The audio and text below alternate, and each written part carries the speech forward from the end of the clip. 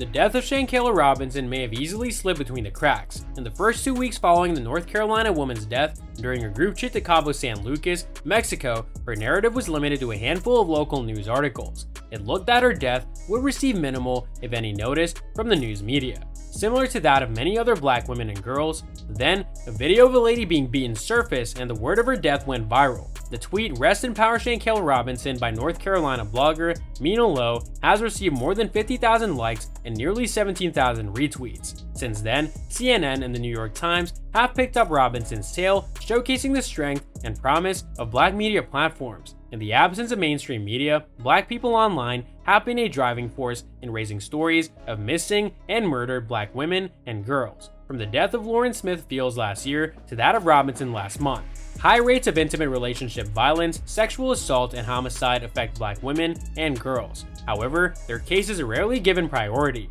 due to not just her family's campaigning, but also the black-owned blogs and social media accounts that recirculated the video and the new information. Robinson's case garnered a disproportionate amount of media coverage. Dr. Meredith Clark, an associate professor of journalism and communication studies at Northeastern University who studies Black Twitter and Black resistance online, stated, "We've relied on the connections that we have in Black communities for centuries to spread the word about issues that are important to us. It reaffirms something that we say a lot: we all we got." And this to me is an example of what that looks like in a news media context. From Ida B. Wells' investigations of lynchings in the South to the black press's role in uncovering the truth about the murder of Emmett Till, black media outlets have historically been essential sources of information about violence against black people, especially when mainstream media outlets have ignored their stories due to systemic racism and bias. That's where we could go and send out our messages, said Nicole Carr, a journalist at ProPublica and professor at Morehouse College who teaches a social justice journalism course.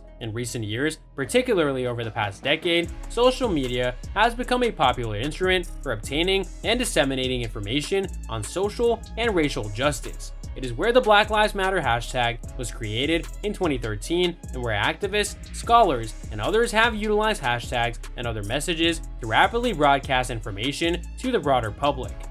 In matters of social justice, particularly as they pertain to our community, we give the essential leads for mainstream sources to pay attention through these platforms, stated Carr.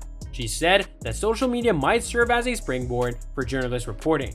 Journalists might witness a claim on social media and decide to submit a records request to determine its veracity. "I'm not comparing Twitter users to the entire black press," Carr stated. "I'm simply suggesting that we have always found locations to magnify vital messages and spread the word, even in so-called mainstream spaces." Additionally, particular aspects of Robinson's case stood out, heightening public outrage and awareness. The footage and conflicting versions of her death attracted more attention to her case. Many social media users have questioned how a woman could travel with people who appear to be her friends and yet die violently less than 24 hours later.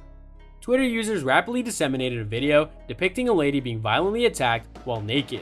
Robinson's mother has confirmed in several media reports that the naked woman is her daughter. A man can be heard in the background of the video asking Shanquella, "Can you at least fight back?" Following the broadcast of the video, Mexican authorities said that they were investigating Robinson's killing as a femicide, the murder of a woman on the basis of her gender. The FBI confirmed its involvement in the matter on November 18th. In Mexico, an arrest warrant has been issued for one individual in connection with Robinson's death. Carr stated that Black Twitter was key for amplifying the clear evidence of foul play. Without the distribution of the video, Robinson's tale may have been lost in the sea of other unfolding news around the country, according to media and criminal legal experts who spoke to the 19th. Humans have a tendency to enter narratives through the dominating image, typically a photograph, but also videos, according to Dr. Danielle Slykoff, an assistant professor of criminal justice at Sacramento State University who studies media portrayals of women crime victims.